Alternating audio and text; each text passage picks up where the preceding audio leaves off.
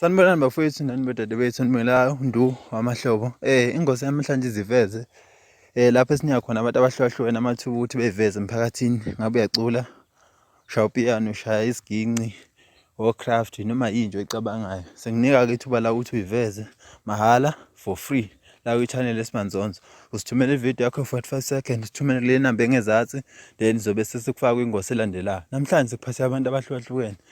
Awubabuke ukubona ukuthi ubuciko bunganani la eSouth Africa. Awubabuke mase uyabaxhuma futhi ezinkundleni zokuxhumana. Imininingwane naye ngaphansi kwevideo uma iqeda ukudlala uyakwazi ukuthi umxhume umuntu ale number sikunika yona. Siyabonga. Thina osonkondlo kanye neqinisweni thina sikwazi ukubhala ngokudla kungekho lutho ebhodweni, sikwazi ukubhala ngemali kungekho lutho ephaketheni, sikwazi ukubhala ngothando lungekho enhlizweni, siphilisa abagula emoyeni silaphe nabagula enyameni, sibhala nangabo abasemathuneni sikukhanyisela ngobunzima basemathuneni, ngoba nabasemathuneni bathi ubunzima ethuneni basejezisweni. So nami ngesabu kuyethuneni kulunge kona ngihlupheke emhlabeni, ngeke ngifake intanga emqaleni, ngeke ngizibulale emhlabeni, kuhamba sifike esami isikhathi emhlabeni. Siphume poetry.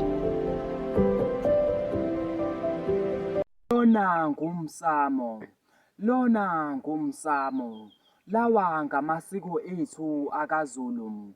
Thina kaZulu sishisa impepho sibulale nezimbuzi nezinkomo zilunge izinto. Sishisa impepho sicele kokhokho bethu zihambe kahle izinto. Lona ngumsamo. Abangawugcinanga umsamo ubabona ngombala bantula baze bashone. Abangawugcinanga umsamo ubabona ngokugcwala izinkalo bengazazi bayaphi. Abangawugcinanga umsamo ubabona ngokuhamba behlala bengenayibongo. Lona ngumsamo. Uyabagulisa abaningi